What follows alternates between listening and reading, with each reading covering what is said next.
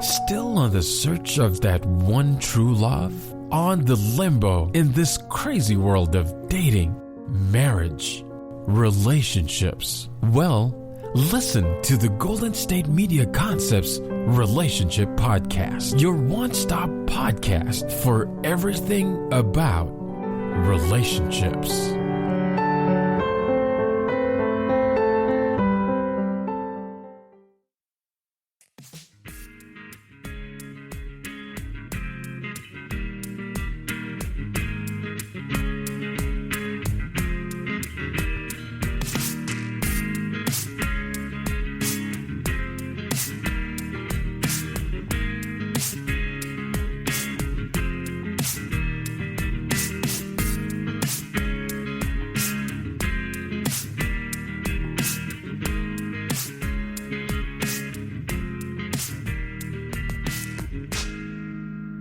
Hi everyone, thank you so much for tuning in to the GSMC Relationship Podcast, brought to you by the GSMC Podcast Network. I am your host, Vibyana, and today we are going to be talking about all things mom, just in time for Mother's Day. Now, everything in this episode is applicable to dads as well, but since it's the month of May, I wanted to show some extra love and shine some extra light on all the moms out there. Dads, you're going to have to wait until June. Just wait one more month when Father's Day rolls around, and then we'll show some love for you. But right now, it's all about moms. So in today's episode, we are going to be talking about how to communicate with your mom, how to look at your mom as an adult, and how to express appreciation and gratitude for everything that our moms have ever done for us. Oh, and make sure that you stay till the end of the episode to hear the top 10 funniest nicknames for your mom. You're definitely going to want to use them and bust them out on Mother's Day this year. So Mother's Day is right around the corner, and I'm feeling a little stressed. I'm feeling a little anxious, trying to find a really good gift for my mom. I feel like she deserves the world, and she deserves to have a private jet and to be flown to like a private island to spend a month on vacation. But I don't have a private jet, and I feel like a pair of shoes just isn't going to cut it. So I'm still trying to find and curate the best gift for her. So I'm feeling a lot of stress, feeling a lot of anxiousness inside, but it's okay. It's all fine because it'll come together soon. But around this time, I always find myself reflecting on my relationship with my mom and how it's changed over the years, how it's gotten better, how it's gotten worse, and specifically what I've done to kind of contribute to the relationship in either a positive and negative way. Over the last couple of months, I feel like I've realized how important communication is in a relationship, and I feel like it's so simple to just know to communicate and know that communication solves pretty much all problems, and everyone always tells you, just communicate, speak your mind, and it's so hard to do that. And what's even harder is doing it in the right way. Because yes, it's important to communicate 100%, but it's also just, if not more important, to learn how to communicate. Because the way that you would communicate with your mom is different than you would a boyfriend or a girlfriend or your siblings or a friend. And you just have to learn how to adjust your communication styles and your approaches depending on who you're talking to. And I think trying to figure out how to properly communicate with my mom in the most effective, proactive way was really hard for me to do. And it's still hard. It's still a work in progress. I'm definitely not perfect yet, and I'm not there yet, but it's been a hard journey, but I can already see it paying off, and it's definitely worth all of the aggravation and the hills and the hurdles I had to jump to get to this point. And like I said, my relationship with my mom is not perfect.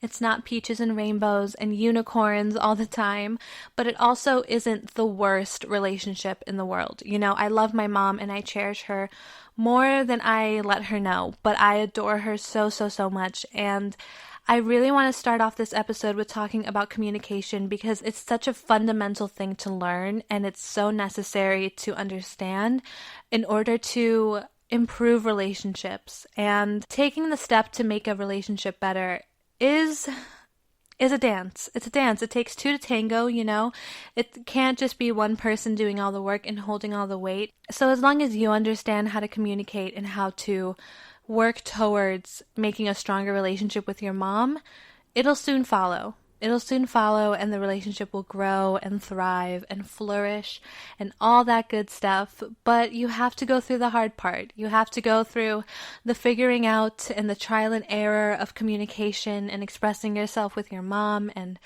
resolving issues with your mom. And that is going to be tough, but worth it. So here are some things that I've learned throughout the years, specifically this past year, about communication and how it's really helped me, and just some little tips and tricks on how to communicate with your mom if you're in a rough patch with her, if you find yourself bickering or arguing with her a lot, or if you're just not meeting eye to eye.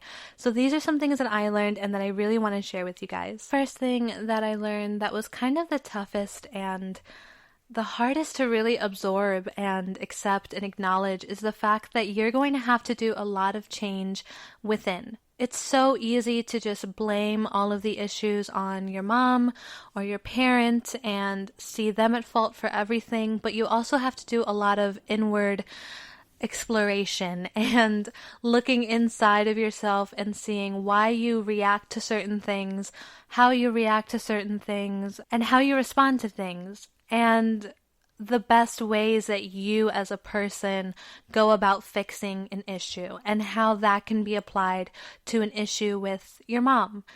And this is something I struggled with a lot because I felt like I said, it's easier to blame people. It's easier to say, you did this wrong, you hurt me, I'm mad at you for this. The easy way out is to just blame someone else and they're at fault and you have nothing wrong with yourself. But you do have to do a lot of inward thinking and realizing that you also have to change how you respond to certain things and how you react to certain things. Because based on my experience, I realized that whenever I was kind of in an argument with my mother, we had an issue, a lot of my responses were purely based on emotion, and my emotions were driving all of my responses, and my responses were mainly negative, and it became like a back and forth where then my mom would get, emotionally driven, and we'd be screaming or yelling or being, annoying towards each other, giving each other attitude. We would cry, whatever. It would just be so emotion filled and so emotionally driven. And the best way that I learned how to navigate that is to look within myself and see what is causing me to feel these emotions. How can I calm these emotions down, and how can I regroup myself and address the issue again in a calmer, level-headed way? And this is something that's going to take a lot of trial and error. This isn't going to just come to you in a day or in a week. It's going to take a lot of trial and error. And I'm still in that process right now, and being able to just realize and acknowledge that that's what I used to do has been so helpful for me as a person to realize that I am growing and I am changing and I am seeing the positives of changing myself. And I see it if I argue with my mom, our arguments are shorter. Our bickering moments are much shorter. They get resolved faster. And it's because I know how to gather myself, step away from the situation, and then address it when I'm ready. And I think that's something that a lot of people need to work on and a lot of people need to accept, that they cannot just blame their mothers for everything. They can't just shift the blame on whoever is the opponent in the situation. It takes a lot to take on some of the responsibility, to take some of that accountability, and to not only let that simmer and resonate inside of you, but also to turn that emotion into something that can be proactive to help solve the issue and resolve the issue with your mom, rather than just going back and forth and fighting endlessly, because that gets so exhausting and no one wants to do that. Now, something that I am still working on and still trying to navigate is how to properly communicate with my mom. And I think the number one thing that I've learned is that half of the battle with learning how to communicate is knowing how to listen and knowing how to be present and truly, truly listen to somebody when you're in the middle of an argument or in the middle of solving an issue or resolving an issue, is truly listening. And it seems so simple. It seems so easy to just communicate and just to listen and to talk. But in the moment, it gets very hard, and a lot of things get in the way, and a lot of egos get in the way, and emotions get in the way of just the simplicity of listening and talking and communicating with somebody else. And something that I'm really trying to work on is actively listening in moments of arguments or issues, because it's so easy to speak your piece and say your side of the story. And then right when your mom in this situation is talking back at you and also giving her side of the story, you're just thinking of rebuttals. You're thinking of ways to contradict her or show her that she's wrong or explain yourself and redeem yourself rather than listening. Instead, what most people do is they just think one step ahead, and while somebody's talking to them, they're just thinking about what they're going to say. They're thinking about the next thing they're going to say when it's their turn, rather than just actually listening. And it takes a lot of maturity and it takes a lot of patience to do that, but in the end, it is so beneficial because then you're having an open discussion. It's no longer a debate. It's no longer a fight or an argument. It's a discussion. And going back and forth and giving each other the proper time to listen, to not interrupt, to speak your mind, to explain yourself, is going to do so much better than just arguing back and forth, which is the easy option. It's easier to argue. It's easier to yell and get emotional and scream and cry. It's easier to do that because it takes less maturity. It takes less strength to just argue. What takes strength is being able to acknowledge your faults, acknowledge your mom's faults, communicate about that, listen to each other, find a resolution, and work towards that resolution. And all of this is rooted in proper communication skills and listening skills. And again, it seems so simple and it seems easy peasy, but it's really not. And in the moment, it might be the hardest thing to do, to truly just shut off your mind and listen to what your opponent, in this case, your mom, is saying. But it makes you feel lighter. It really, really makes you feel lighter. It makes you feel like suddenly the argument isn't that big of a deal. It doesn't hold that much weight anymore because it's no longer an argument that's driven by emotion. It's an argument that's driven by logic and rationale and level-headedness. And that is something that I'm currently in the process of learning. I am no way perfect at listening and communicating. I don't think anybody is, but I could say that I'm definitely better at it than I was a couple months ago or a year ago, and that I'm proud of.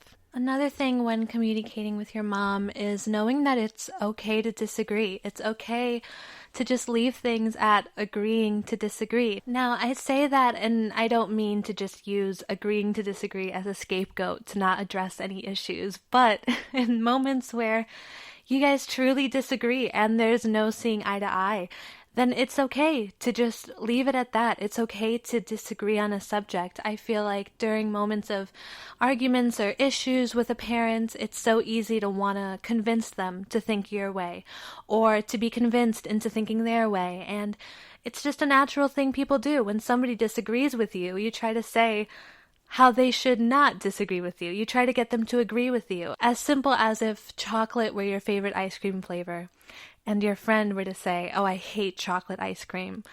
Your initial response is to be like, "What? Chocolate ice cream is the best. What are you talking about?" You know, it's to convince them to think oppositely of what they currently think. And although that's a natural response, it's not always the best response. And it ultimately gets you nowhere when everybody is set in their ways and everybody is set in their ideas and their opinions. And I just want to say it's okay to leave things at agreeing to disagree, to just let things be as they be and let them lay as they lay because, you know, it's not your job to convince people. And if anything, that causes more friction.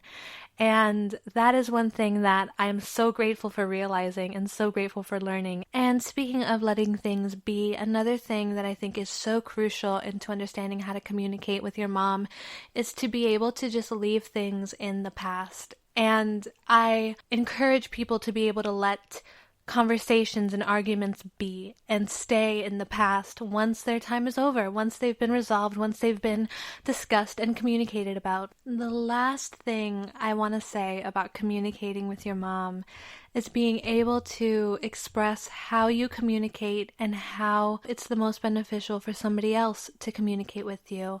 I know personally I communicate best when I can just walk away for a little bit and be alone with my thoughts and really think about the issue and the argument at hand alone. And I love doing that and being able to do that and coming back with a refreshed mind and a refreshed attitude. And that's something that I had to tell my mom. My mom just doesn't know how I communicate. My mom doesn't know how I react to things. No one really does. No one reads our mind. No one feels what we feel. And that is something that once you express to your mom, communication becomes so much easier. Because before, when we would argue, I would never really tell her, hey, mom, I need to step away for a little bit. I don't want to talk about this anymore. Instead, I would just be in the conversation, in the moment, getting even more emotional, getting even more angry, sad, whatever it was, and completely being blinded by emotion. And I wasn't even thinking about the actual issue at hand.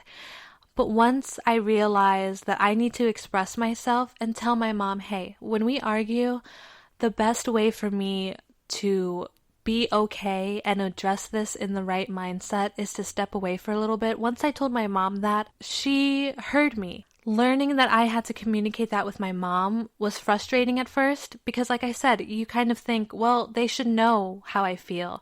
She should know why I'm acting this way, but nobody knows. No one reads your mind, like I said, and you have to explain yourself to people. You have to explain how you feel in order to get somewhere. If not, then you're stuck in the same cycle, the same pattern of just arguing, not understanding each other, bringing up the past, not listening, not communicating, and it's just purely driven by emotion, and nothing gets solved.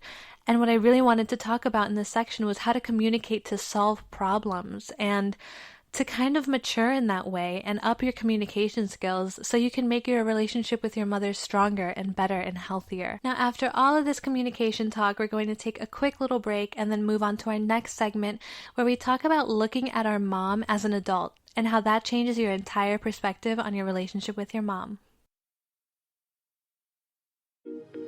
The GSMC Sex Podcast is a show that examines all aspects of sexuality, from physical to emotional to spiritual. Join our hosts as they discuss age-old questions, common misconceptions, and the latest topics surrounding sex. They'll tackle topics about sexuality from the complicated to the hilarious and everything in between. GSMC Sex Podcast is your show for all of your questions about sex, even some you might not have thought of yet.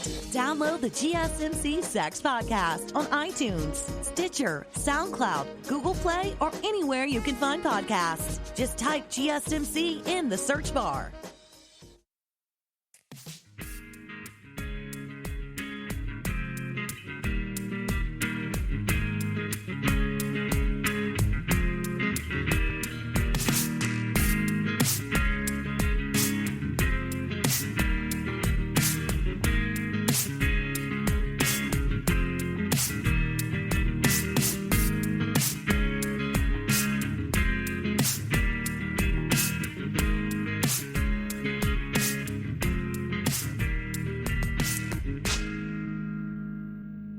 So we just talked about how to communicate with your mom and how to really navigate those tough issues and arguments that you may have in a healthy and happy way.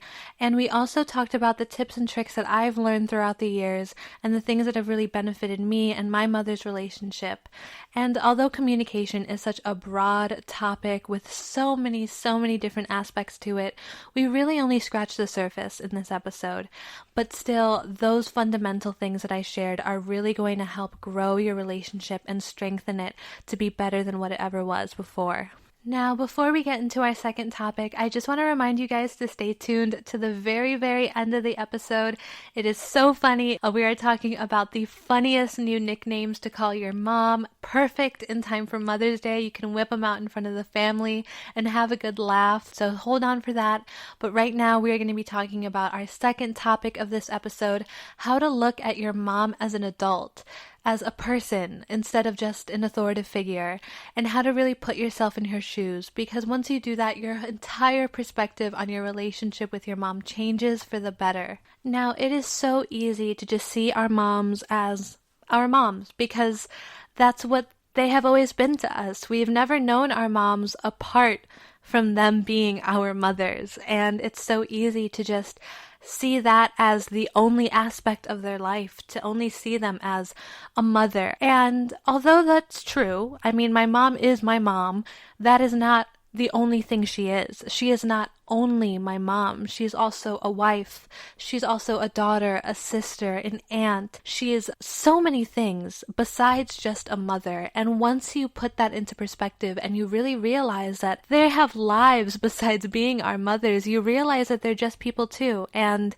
if you can treat them with that sort of respect and with that sort of outlook on them as people, it no longer becomes a bickering match between a child and a mother. It becomes a discussion between two adults. And I think that's something that I've always struggled with, and I'm still struggling with, is being seen as an adult in the eyes of my mom. Because just like I said earlier, my mom is always going to be my mom, and she is first and foremost a mom in my eyes. I can imagine it being the same way as whenever she looks at me, I'm her child, I'm her little girl, I'm her daughter, I am just a kid to her still. And that's fair, and I don't fault her for that, because I see that in myself when I see my little cousins. I mean, I still see my one cousin as 5 years old, and he's almost 10. But I still see him as my little 5-year-old cousin, and I completely get why my mom would still see me as a child, or she would still see me as a 13-year-old, or a 10-year-old, or a 17-year-old.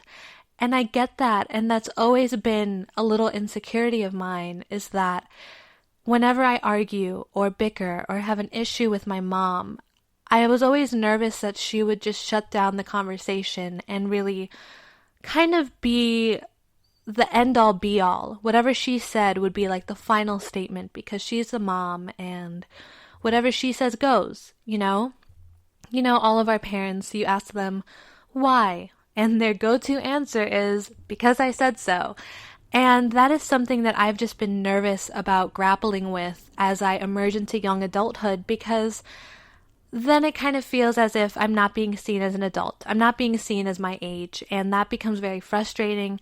That becomes angering, and those emotions that I feel cause me to react in a way that's childish. And that's something I'll admit. I do act childish sometimes. I feel like everybody can act childish at a point, especially when their emotions are running high. But with trying to see yourself as an adult, trying to present yourself as an adult to your parents, it is so imperative to not revert to childish habits. And it sounds easy to do, but it's much harder in the moment. I realize that the moments where I've noticed that my mom was more than just my mom and an actual person were the moments where I asked her about her life. And it seems so easy to just know, to ask somebody about their life so you can get to know them.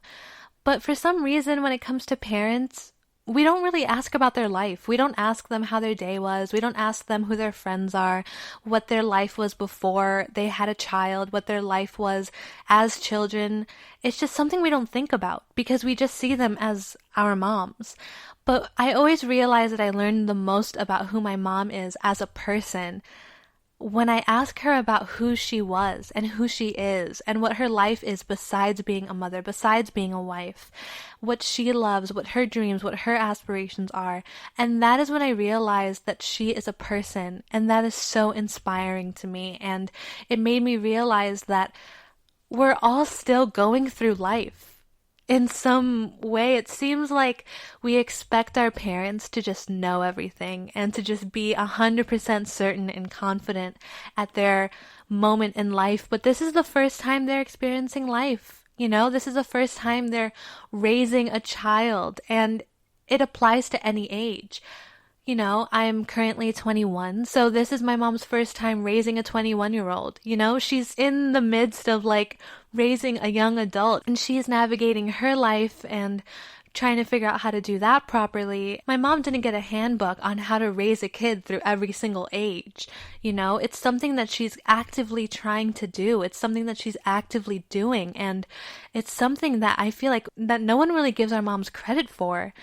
The fact that they're learning and doing at the same time while also balancing their own personal lives is something that is so mind-boggling to me. And I feel so selfish just realizing this now. But now that I realize this, it makes my mom seem more human in a way. And I know that sounds crazy that, oh, your mom sounds more human, but it's so true. You don't see her as just, my mom is going to be mad that I didn't wash the dishes, of course. It's because she's just working a whole day and she has all these other problems besides coming home to wash the dishes before she has to go and cook for us.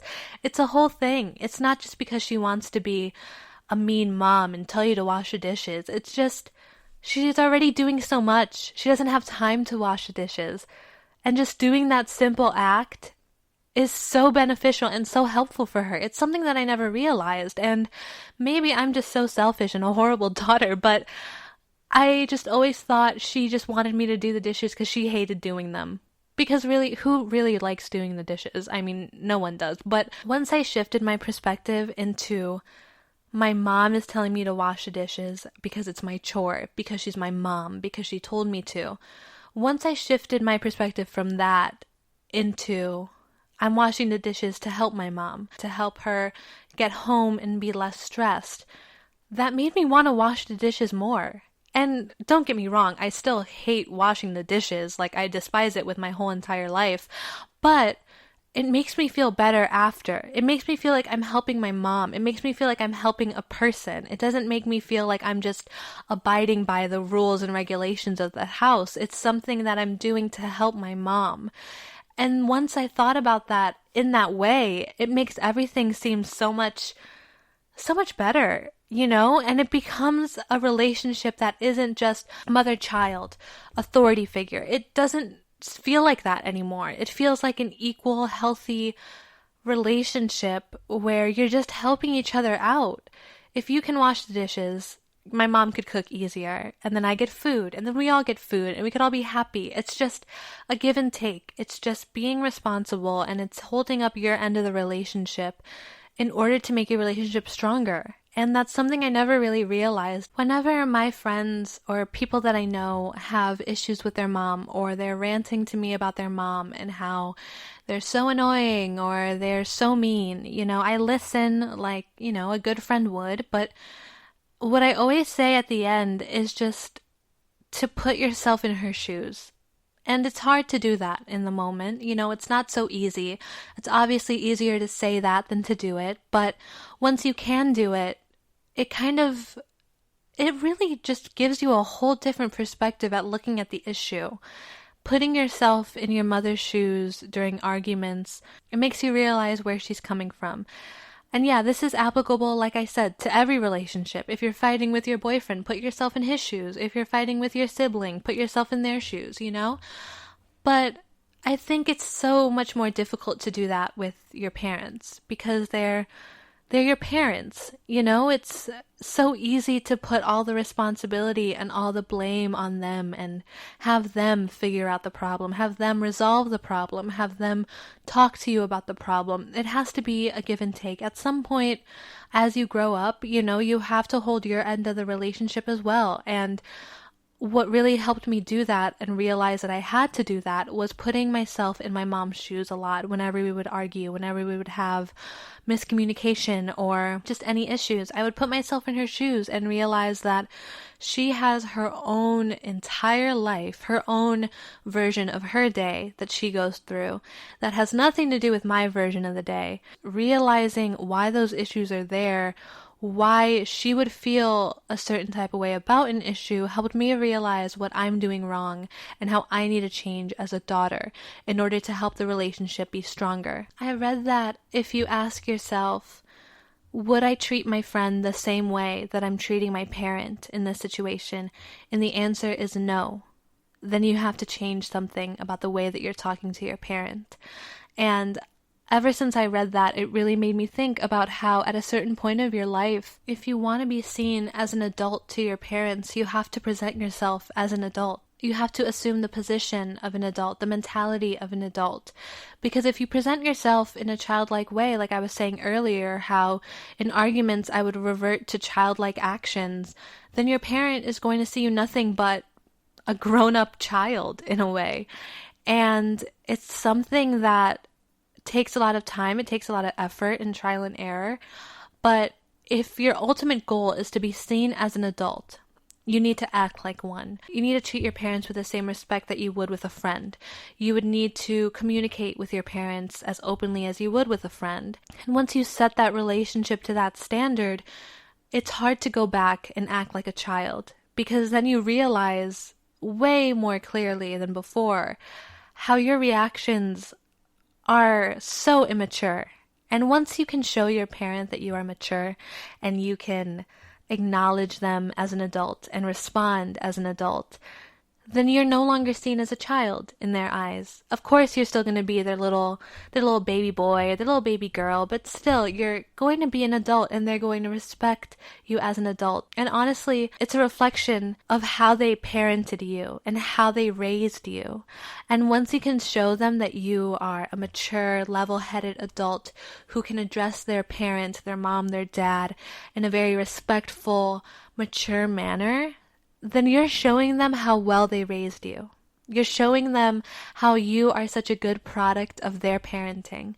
And that is something that I feel like I love displaying for my parents. I love being a good person, don't get me wrong, but I love showing my parents that I'm a great person, because ultimately it shows them how great they are as parents, and it shows them how great they did and how good of a job they did raising me as a person, and how I've changed so much and how I've matured so much, and it's ultimately a reflection on their parenting. Like I said earlier, there's no end-all be-all written handbook on how to be the perfect parent. Once you realize that your parents are going through life at the same time you are, they're navigating life just like you realize that this is the first time that they're parents. This is the first time that they're dealing with this situation. This is the first time that they're going through it just like you. They're literally just like you, just older, you know?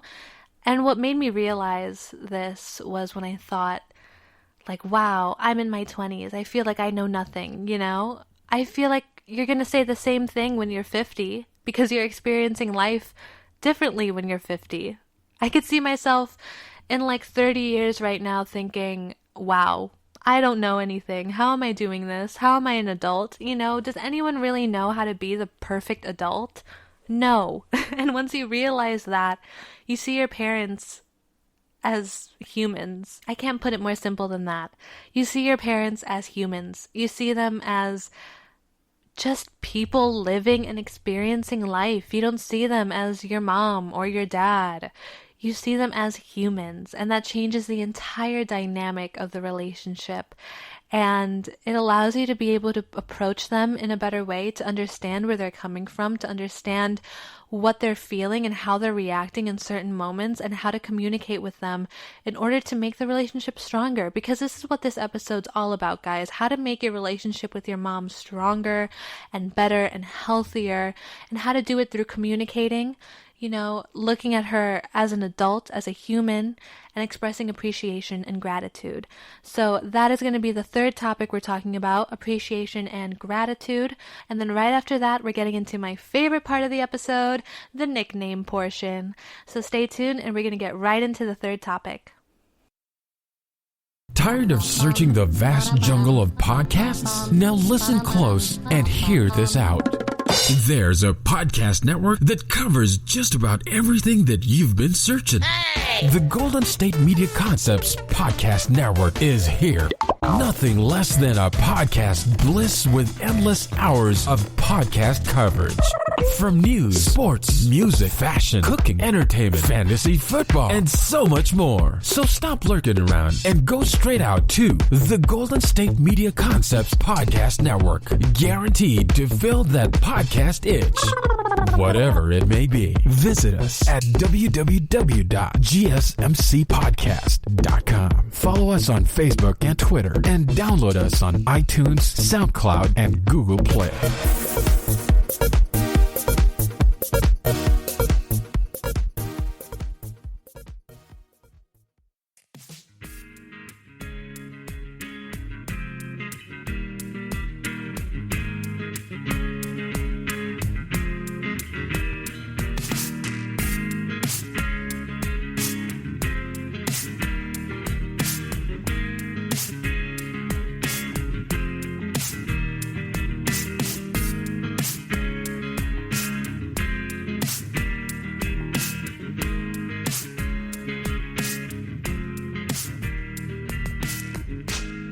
So in our last segment, we talked about how to look at our moms like adults, like humans, rather than just an authoritative figure, rather than just our mother, and how that changes the dynamic of the relationship. And now we're going into our third topic, how to express appreciation and gratitude for our moms and everything that they've ever done for us.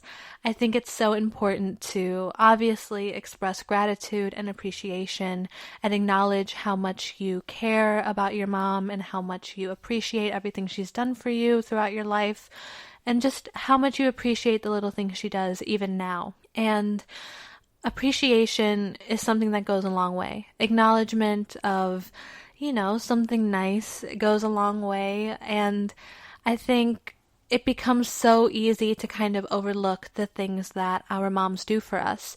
It kind of becomes second nature for our moms to cook meals for us, for our moms to, do our laundry or clean the house and do stuff like that. It just becomes routine. And with routine, we get used to it and we don't really see it for what it is anymore. And we don't appreciate it as much as we did when it first started. I always thought of myself as a very grateful, appreciative person. And I always thought that I expressed that perfectly, for my mom and to my mom. And recently, my mom said that I was ungrateful for something, and I was so taken aback by that because in my head I see myself as a very grateful person in every aspect of my life, not even just our mother-daughter relationship. I never not expressed my gratitude and my appreciation, but what I realized was that the way that I was expressing my gratitude, my appreciation, wasn't being received by my mom in the right way. And that's where I think love languages get involved, and where love languages are important to learn, because then you can realize how they receive love, how they receive appreciation and gratitude, and how you should express that in the best way possible for them to acknowledge it. And what I learned about my mom is I told her to take the test. I sent her the link to the 5 love languages test, and I just asked her to take it. I explained it to her. She was really into it, and I found out that quality time and words of affirmation were her top 2. And mine are words of affirmation and physical touch. And just to recap for all the listeners out there who might not know what the 5 love languages are, basically it's how you receive love and how you give love. And the 5 different ones are words of affirmation, quality time, physical touch, acts of service, and receiving gifts. There's a quiz online. You can find out how you receive love, how you give love, and you can just look into it more online. There's a whole website for it. But what I learned about my mom, like I said, was that hers are quality time and words of affirmation, and mine are physical touch and words of affirmation. So where we agree is at words of affirmation.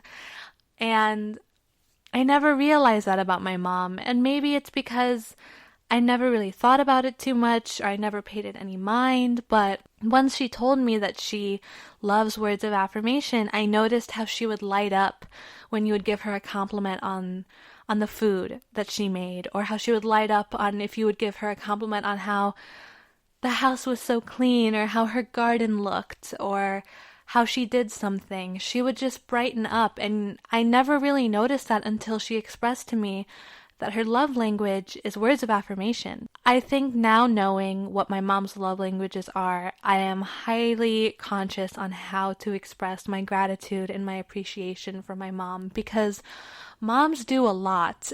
They do so much, too much, but they do a lot. And, if I had to thank my mom for every little thing that she does, I would be endlessly thanking her. Every word out of my mouth would be a thank you. And I realized that now that I know what her love languages are, I am consciously giving her more words of affirmation than what I did before. And I see that that strengthens our relationship, and she sees how grateful I am and how appreciative I am for everything that she does. And it makes the relationship feel better. And now that she knows what mine are, she's, contributing to that as well. And it's just a really nice give and take. And it's both of us contributing to our relationship and making it better and stronger.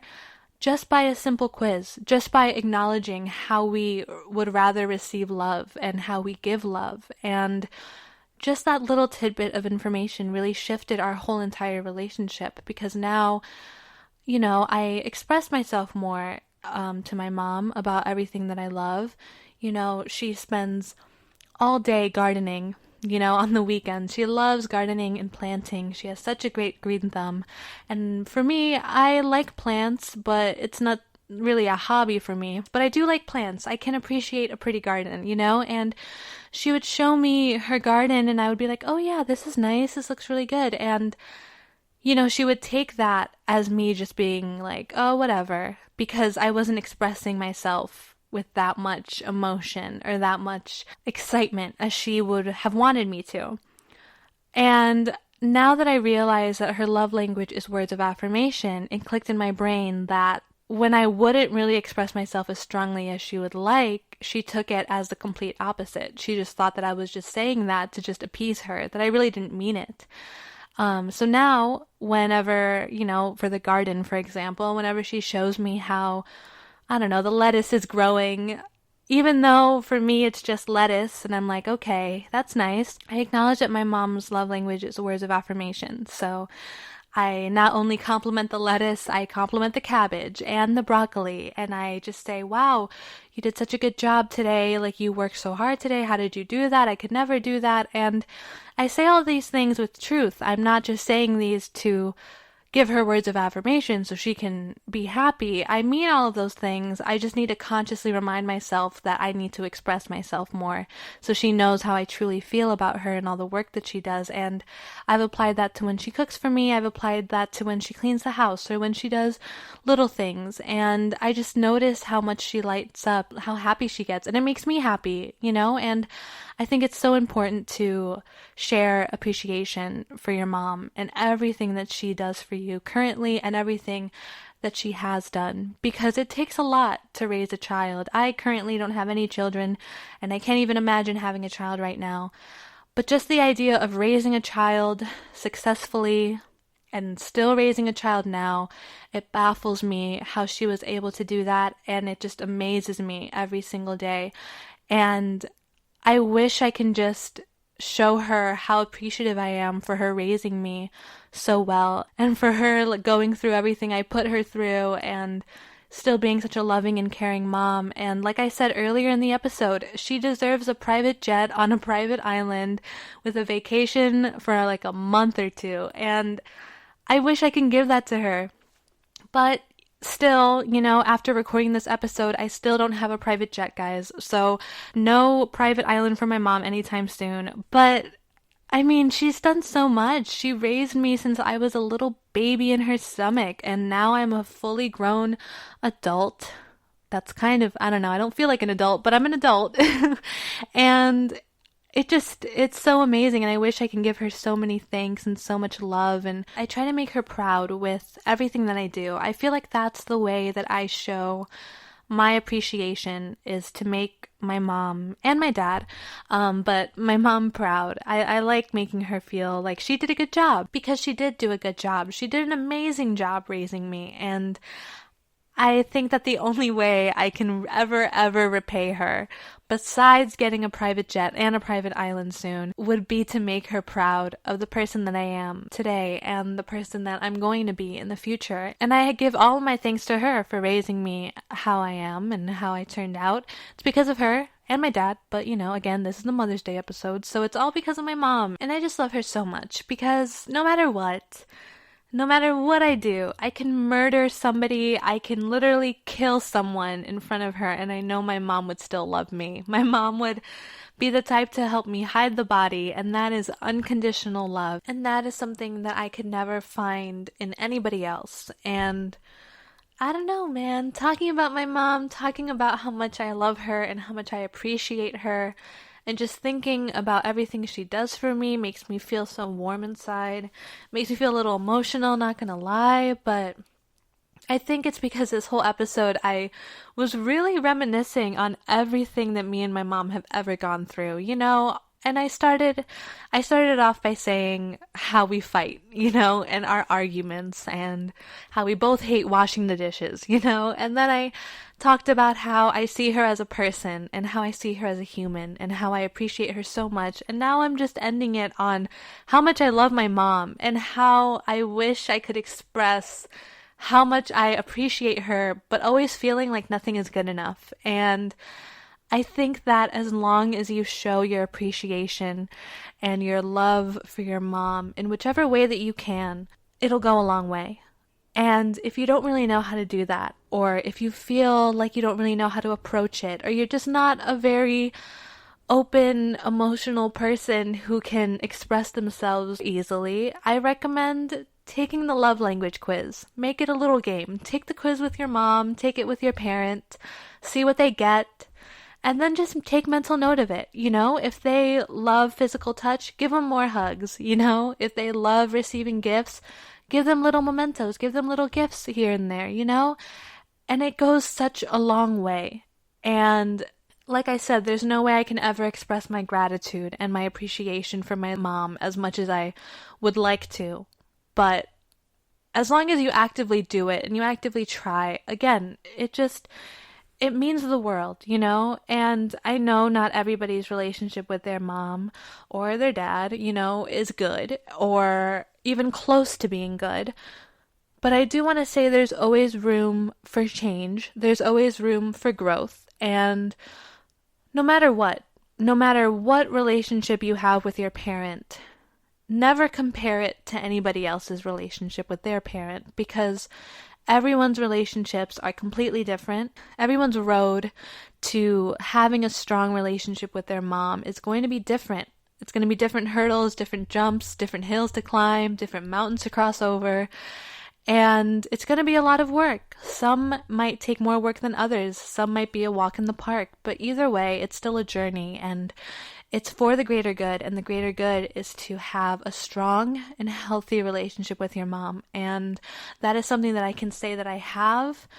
And that's something that I am eternally grateful for. And I love to give myself credit for being such a cool and awesome, amazing daughter, but I'd also want to give credit to my mom for being such an amazing, receptive, beautiful mother. So I can't stress enough how important it is to share your appreciation and to share your love and your gratitude with your mom. Simple words of kindness, simple acts of kindness go such a long way, and amongst all of the arguments or the issues or the communication problems or just not seeing eye to eye and butting heads, you're still their child, and you are still, their little boy, their little girl, their daughter, their son. You are still theirs, and they're still your mother, and they're going to love you no matter what. And I think that all the hurdles that you're going to have to climb to make this relationship strong is good. It's good for you, because then you learn how to navigate relationships, Like I said earlier, if our relationship was just perfect 100% of the time, I would never need to learn what it takes to make a relationship healthy. So I'm grateful that our relationship isn't perfect, because I'm being taught how to be a good person in a relationship, and I'm so grateful for that. And I mean, Mother's Day is right around the corner. Like I was saying, I still don't have a gift, but it just makes me realize we have a Mother's Day for a reason. We have a Father's Day for a reason. It's because they're such grand figures in our lives. And yes, Mother's Day and Father's Day should be every day, but we have a special day for them where we just honor them and we thank them and we show them all this love because of everything that they've done for us and everything that they're going to do for us. And it's something that cannot be matched. The love of a parent can never be matched. And it's something that should be cherished and just held so, so close to my heart. I feel like I'm getting really, really sappy right now and a little bit, I don't know, just so sappy. I'm so sorry if you guys aren't sappy people and you're listening to this, but I think talking about my mom for an hour really made me just want to hug her or something. So now I'm just thinking about my mom in like the warmest way. But yeah, every relationship with, your parents going to be different. Just never give up and know that everything's going to take time and, everything's going to take work. But whatever you put into a relationship is what you get out. So put in the good stuff so you can get the good stuff. Now, enough with all of this sappy, gooey, mushy stuff about how much I love my mom. We are going to move on to the last segment of the episode, the top 10 funniest nicknames to give your mom. And I'm super, super excited to share these with you guys. I found some of these online and they're so funny. So just stay tuned because that's what's coming up next. Are you tired of the same old news? Are you sick of the seemingly endless political spin and negativity? The GSMC America Still Beautiful podcast is a weekly news podcast covering all the top positive and uplifting news stories. We cover stories that will inspire, uplift, and remind you of the good in the world. Tune into the Golden State Media Concepts America Still Beautiful podcast to get all the great and positive news stories of today. Download the GSMC America Still Beautiful podcast on iTunes, Stitcher, SoundCloud, Google Play, or anywhere you find podcasts. Just type GSMC in the search bar.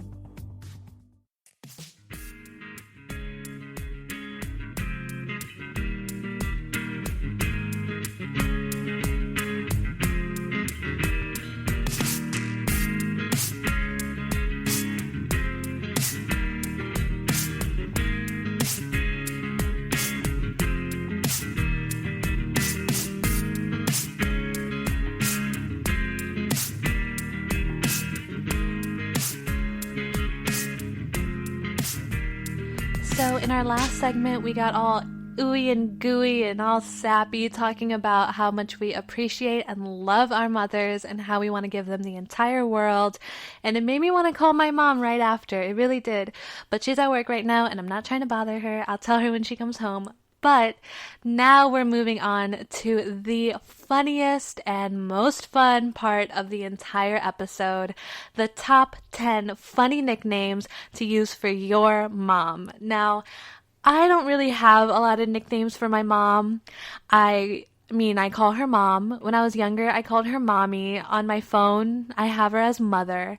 Sometimes I call her the big kahuna because that's what she is. She is the big kahuna. But none of the nicknames that I've used for my mom come even close to how good these nicknames are that I found online. So there are a bunch of lists online of funny nicknames to call your mom, so you can definitely find more if you don't like any of these, but I'm pretty sure you're gonna like at least one of these because these are pretty good.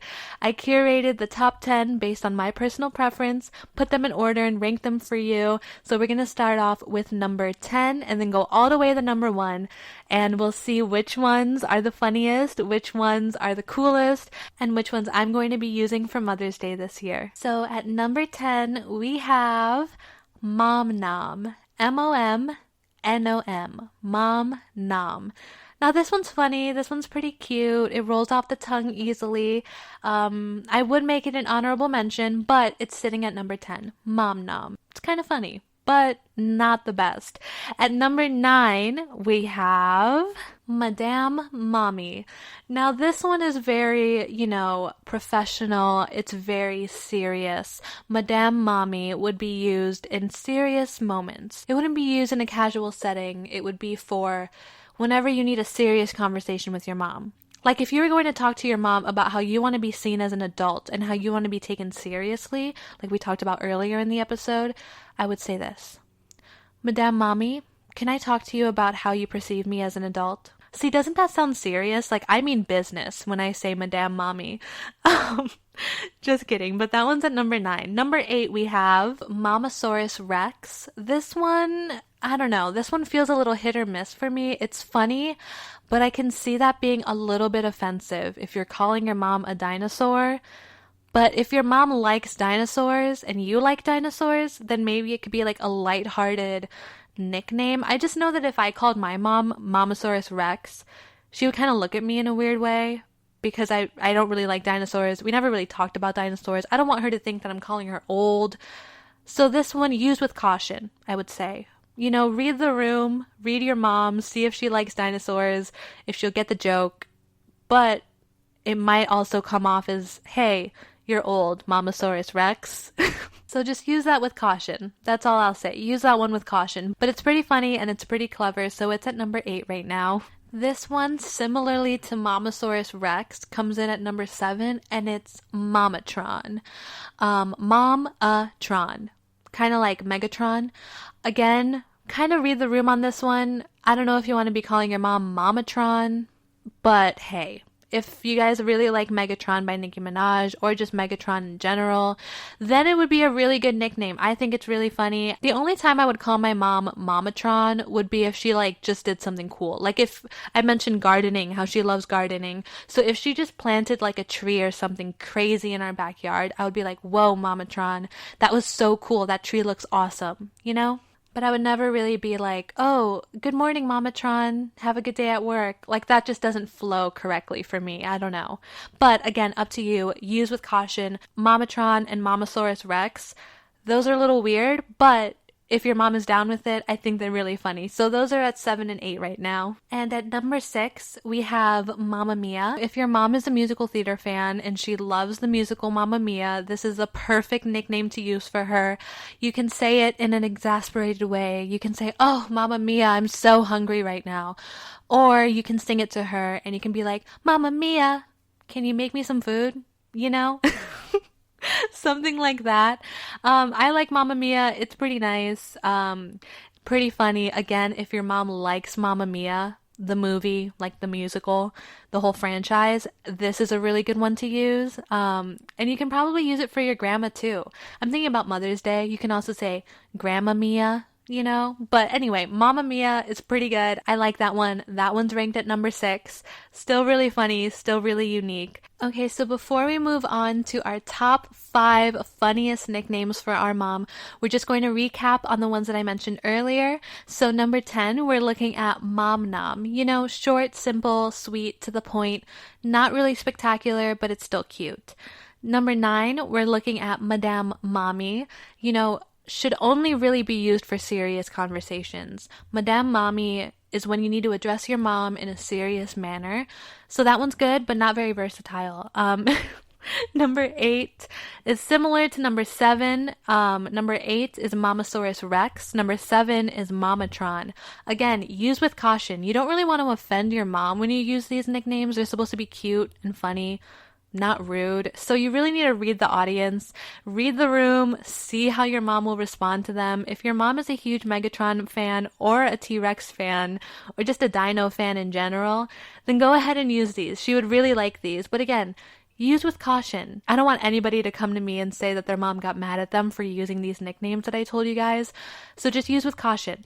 So we're looking at number 8, Mamasaurus Rex, number 7, Mamatron, and on to number 6, which is a good middle ground, Mamma Mia. Again, perfect if your mom is a fan of the movie and a fan of the whole entire Mamma Mia universe.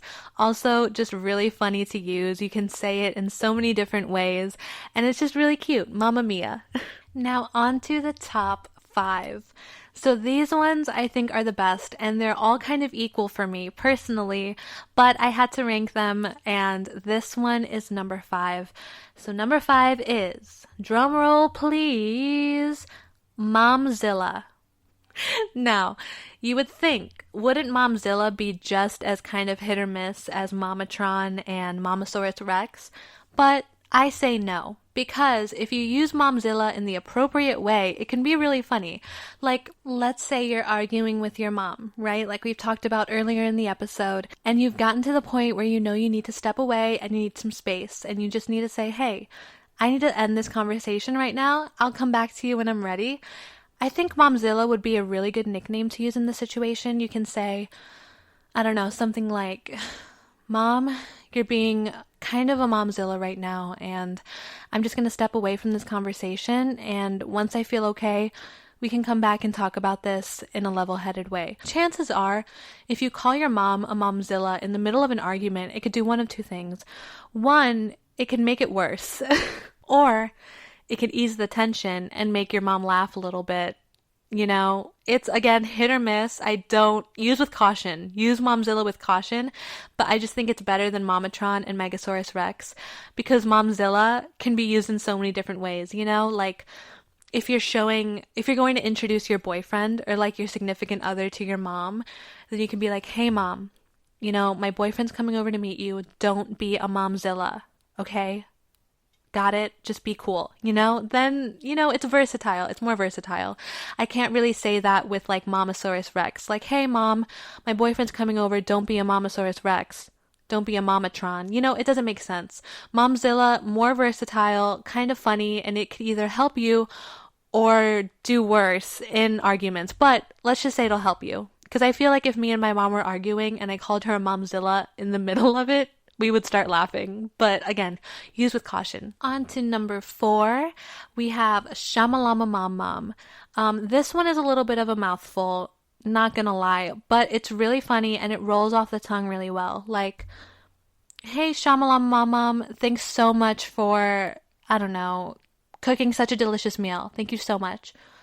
Shamalama Mom Mom, wanna go get coffee? It just sounds really good. I think it's really funny. I think if you pull that out at like a gathering, it'll turn heads and people will start laughing. So yeah, Shamalama Mom Mom is our number 4. Not much I could really say about it besides it's really funny to say and it sounds cool. So Shamalama Mom Mom. But now we are getting into the nitty gritty, the top 3. Who's gonna win? Who's gonna win number 1? You know, who's gonna have the funniest nickname for their mom? How I ranked these was by deciding what would be the funniest, what would be the most unique, and what would be the easiest to say. Like, what would catch on the quickest. Quick recap, 5 was Momzilla, 4 was Shamalama Mom Mom. So if you think those were good, the top 3 are going to be even better. So, top 3. Here we go. Funniest nicknames. Number 3.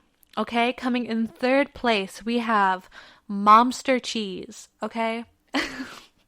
Momster Cheese is, I really like Momster Cheese. I don't know. Okay, obviously it's a play on Munster cheese. If you're not familiar, it's a certain type of cheese. Great to use if your mom is a cheese lover. If she knows her cheeses, if she's a cheese connoisseur, call her Mumster Cheese, and I think it'll just be really funny. Again, super unique. I've never heard that before. It's easy to say, and it's just so funny. So number 2, this one is a close second to my top 1, but it's very similar to our number 4, Shamalama Mom Mom. However, this one, something about this one is so funny to me, and it's so much better than Shamalama Mom Mom, even though it's very, very similar. Number 2 is Mama Llama Ding Dong. Mama Llama Ding Dong. Now, you can choose which one you like better, Shamalama Mom Mom or Mama Llama Ding Dong, but I really like Mama Llama Ding Dong. Again, it just sounds funnier to me. It sounds cooler. It rolls off the tongue way better than Shamalama Mom Mom. But Mama Llama Ding Dong, you can play with a lot. And I think it'll come handy in moments where you're kind of like, I'm trying to think of a scenario. Like, hey, Mama Llama Ding Dong, do you want to go watch a movie? Mama Llama Ding Dong, Happy Mother's Day. They sound absolutely ridiculous. None of these nicknames are serious, but Mama Llama Ding Dong for me is something really, really fun for me. I really like it. Mama Llama Ding Dong. You can play with that too. You can just call her Mama Llama, you know, if you want to shorten it. Instead of just Mama Llama Ding Dong, you can call her Mama Llama. So a lot of versatility with this one. That one's pretty good, but it is not as good as number 1, okay? The number 1 nickname that I found partially is because it's applicable to my mom in very specific ways, but also because I just think it's so good. It's so clever. I don't know whoever came up with these, but whoever came up with these, you are amazing and you're so smart and you are so witty. But number 1, drum roll please, ba-da-ba-da-ba-da-ba-da-bum, Nutter Mother. Okay, let that simmer a little bit. Nutter Mother. A play on words for the famous candy, Nutter Butter. Now, before you're like, Vibyana, why is this number 1? This isn't that funny. Let me explain. First of all, my mom loves Nutter Butters. She really likes them. That's why I said it was very personal to her. If I called her Nutter Mother, she would really like it because she loves Nutter Butters. But I see this as versatile as Momzilla, but in a sweeter way. I would rather call my mom a Nutter Mother than a Momzilla, just because Momzilla sounds a little harsh, but Nutter Mother sounds a little bit, easier to swallow. It's more palatable. But why I like Nutter Butter, not Nutter Butters, well, I do kind of like Nutter Butters, but why I like Nutter Mother as a nickname is because, again, versatility. If you're in an argument, hey mom, you're kind of being a Nutter Mother right now. I need to step away, please. Or, Mom, you're about to meet my boyfriend. Do not be a nutter mother. Or you can be like, hey, nutter mother, guess what? I got you a nutter butter, and it could just all these ridiculous ways to use nutter butter is really funny to me. But anyway, nutter mother is number 1. Now, again, completely subjective. You could think that mom nom, number 10, should be number 1, and that's completely fine. This was just based on my opinion, but these are some of the funniest nicknames that I found online. Again, there are tons and tons of lists of different nicknames for your moms that you can look up and you can kind of personalize for your mom. But just for a quick little rundown, we're going to go through the top 10 funniest nicknames for your mom, starting at number 10, Mom Nom, number 9, Madame Mommy, number 8, Momosaurus Rex, number 7, Momatron, number 6, Mamma Mia, number 5, Momzilla, number 4, Shamalama Mom Mom, number 3, Momster Cheese or Mumster Cheese, number 2, Mama Llama Ding Dong, and number 1, Nutter Mother. I hope you guys enjoyed that as much as I did. Looking through all of these nicknames was hilarious for me, and I really, really enjoyed every single bit of it. And I'm definitely going to be using these on Mother's Day and maybe just for the rest of the year, not going to lie. Now, I just want to thank you guys so much for listening to this episode, and I hope you found it helpful and funny at the same time. We talked about a lot of different things this episode: how to communicate with your mom, how to look at your mom as a human being rather than just your mother, and how to be appreciative and show your gratitude for your mom. And we also just learned those top 10 funny nicknames for your mom that you can use and pull out for whichever situation is necessary. And I just want to say, I hope you guys took away something from this episode, found it helpful in any way, shape, or form, or even just giggled a little bit during it. Thank you so much for listening to the GSMC Relationship Podcast, brought to you by the GSMC Podcast Network. If you enjoyed this episode and would like to stay up to date on any future content, remember to subscribe to the show. And if you want to earn some extra brownie points, feel free to write a review about the podcast. Let us know how we're doing, share what you liked about the episode, and the kind of stuff that you want to hear, because it really helps us out. And if you want more of GSMC, make sure you follow us on Facebook, Twitter, and Instagram. I am your host, Vibyana, and I'll talk to you in the next episode. Bye.